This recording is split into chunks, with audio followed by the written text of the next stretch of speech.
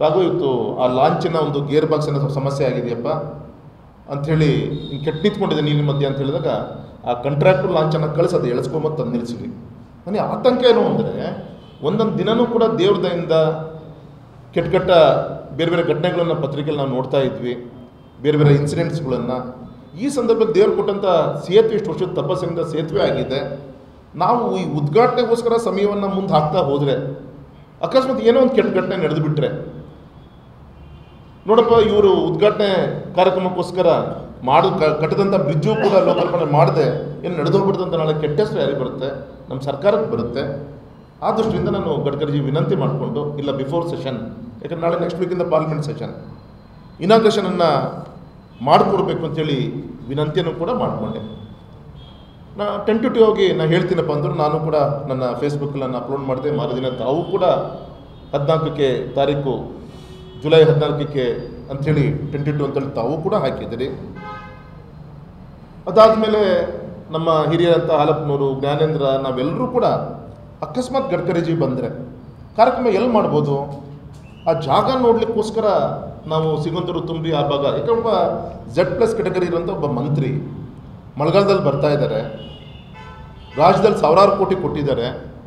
ಕಾರ್ಯಕ್ರಮ ಬೇಕಾದ್ರೆ ಬೆಂಗಳೂರಿನಲ್ಲೇ ಮಾಡ್ಬೋದು ಅಥವಾ ಡೆಲ್ಲಿಲಿ ಕೂತ್ಕೊಂಡು ವರ್ಚುವಲಿ ಮಾಡ್ಬೋದು.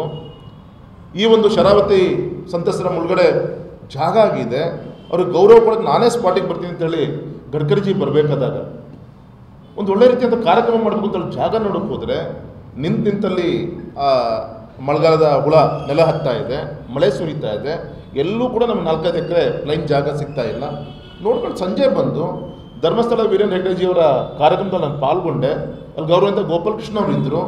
ಹೇಳಿದೆ, ಗೋಪಾಲಕೃಷ್ಣ ಅವರೇ ಈ ಥರ ಹೋಗಿದ್ವಿ, ಯಾಕೋ ಅಲ್ಲಿ ಜಾಗ ಯಾವುದೂ ಸರಿಯಾಗಿ ಕಾಣ್ತಾ ಇಲ್ಲ, ಅಲ್ಲಿ ಜಾಗ ನೋಡ್ಲಿಕ್ಕೆ ಹೋಗಿದ್ನಪ್ಪ ಅಂತಲೂ ಕೂಡ ವೇದಿಕೆಯಲ್ಲಿ ನಾನು ಅವ್ರಿಗೆ ಮಾತಾಡಿದ್ದೀನಿ. ನನ್ನ ವಿಚಾರ ನೋಡ್ಕೊಂಡು ಬಂದಮೇಲೆ ಹೇಳಿದ್ದೀನಿ.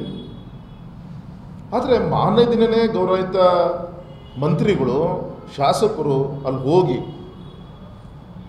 ಸೇತುವೆ ವೀಕ್ಷಣೆ ಮಾಡಿದ್ರು. ನಂಗೆ ಖುಷಿ ಆಯಿತು. ಅಟ್ಲೀಸ್ಟ್ ನಮ್ಮ ರಾಜಕಾರಣ ಅಭಿವೃದ್ಧಿ ವಿಚಾರದಲ್ಲಿ ಕಾಂಪಿಟೇಷನ್ ಶುರುವಾಯ್ತಲ್ಲ. ನಾನು ಸಿಗಂದೂರು ಸೇತುವೆ ಲೋಕಾರ್ಪಣೆ ಆಗ್ತಾನೆ, ನಾನು ಹಸುರುಮುಖಿ ಮಾಡಿ ತೋರಿಸ್ತೀವಿ, ಇನ್ನೂ ಜೋರಾಗಿ ಮಾಡ್ತೀವಿ ಅಂತ ನಾನು ಸಂತೋಷಪಟ್ಟೆ. ಅಟ್ಲೀಸ್ಟ್ ನಮ್ಮ ಕಾಂಪಿಟೇಷನ್ ಪೊಲಿಟಿಕಲ್ ಫೈಟ್ ಡೆವಲಪ್ಮೆಂಟ್ ದಿಕ್ಕಲ್ಲಿ ಆಗ್ತಾಯಿದೆ ಅಂತ ನಾನು ಯೋಚನೆ ಕೂಡ ಮಾಡಿದೆ. ಅದೇ ಅವ್ರು ಹೇಳಿಕೆ ಏನು ಅವತ್ತು ಮಾಡಿದ್ದು, ಹಸುರುಮುಖಿ ನಿಲ್ಲಿಸಿದ್ರು, ಹೇಳಿದ್ರಲ್ಲ ನಮ್ಮ ಹಾಲಪ್ಪನವ್ರ ಕಾರಣ ಏನು ಅಂತೇಳಿ. ಅವತ್ತು ಯಡಿಯೂರಪ್ಪನವ್ರು 55 ಕೋಟಿ ಅವತ್ತೇ ಬಿಡುಗಡೆ ಮಾಡಿದ್ದಾರೆ. 50 ಕೋಟಿಯ ಪ್ರತಿಫಲ ಅವತ್ತು ಅಷ್ಟು ಪಿಲ್ಲರ್ ಅಷ್ಟು ನಿಂತ್ಕೊಂಡಿದೆ. ಅವತ್ತು 99 ಕೋಟಿ ಪೇಮೆಂಟ್ ಆಗಿದೆ. ಇವತ್ತಿನ ಕೂಡ 99 ಕೋಟಿ ಪೇಮೆಂಟ್ ಆಗಿದೆ. ಪಾಪ ಮುಂದೂ ಕೂಡ ಅವರಿಬ್ಬರು ಓಡಾಡಿ ಮಾಡಿ ಬೇಗ ಲೋಕಾರ್ಪಣೆ ಮಾಡಿ ಅದಕ್ಕಿಂತ ಸಂತೋಷ ಪಡೋಂಥವ್ರು ನಾವು ಕೂಡ ಹೌದು. ಅಭಿವೃದ್ಧಿ ನಾವು ರಾಜಕಾರಣ ಮಾಡುವಂಥವ್ರಲ್ಲ.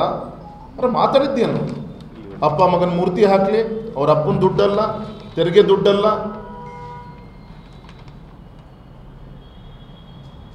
ಹಾಗಾಗಿ ಅವರಿಗೆ ಅವ್ರು ಪ್ರಶ್ನೆ ಮಾಡ್ಕೊಬೇಕು. ನಾನು ಹೇಳೋದೇನು ಅಂದರೆ, ಇವರು ಅದಾದಮೇಲೆ ಅವ್ರು ಮಾತಾಡಿದ್ದು, ದಿನಗಳು ಕಳೆದಿದ್ದು, ಹಾಲಪ್ಪನವ್ರು ಹೇಳಿದಾಗೆ ಟ್ರಂಪಿಂದ ಹಿಡಿದು ಏನೇನು ಹಗುರವಾಗಿ ಮಾತಾಡಬೇಕು. ಒಬ್ಬ ಜಿಲ್ಲಾ ಮಂತ್ರಿ, ಒಬ್ಬ ಪ್ರಧಾನಮಂತ್ರಿ ಯಾರು ಬರಲಿ, ಟ್ರಂಪ್ ಯಾರು ಬರಲಿ, ಆ ರೀತಿ ಹಗುರ ಮಾತಾಡೋಂಥದ್ದು ಅವ್ರದ್ದು ಜವಾಬ್ದಾರಿ ಇದೆ ಒಂದು ಆಡಳಿತ ಪಕ್ಷದಲ್ಲಿ. ಹೌದಪ್ಪ, ಎಲ್ಲೊಂದು ಕಡೆ ಸುದ್ದಿ ಬರ್ತಾ ಇದೆ, ಗೌರವಂತ ಗಡ್ಕರಿಜಿಯವರು ಬರ್ತಾ ಇದೆ ಅಂತ ಸುದ್ದಿ ಇದೆ. ಆ ಪುಣ್ಯಾತ್ಮನಿಗೆ ಪಕ್ಷ ಗೊತ್ತಿಲ್ಲ, ಜಾತಿ ಗೊತ್ತಿಲ್ಲ. ಪಾರ್ಲಿಮೆಂಟಲ್ಲಿ ನಾನು ಇರ್ತೀನಿಲ್ಲ, ಸೆಷನ್ ಮುಗಿಸ್ಕೊಂಡು ಹೋದೆ, ಅವ್ರ ಚೇಂಬರ್ ತುಂಬ ನಮ್ಮ ಪಕ್ಷಕ್ಕಿಂತ ಆ ಪಕ್ಷದ ಸಂಸದರ ಹೆಚ್ಚಿಗೆ ಇರ್ತಾರೆ. ಕೂತು ಅಲ್ಲಿ ಸಿಗ್ನೇಚರ್ ಮಾಡಿಸ್ಕೊಂಡು ಹೋಗ್ತಾ ಇರ್ತಾರೆ.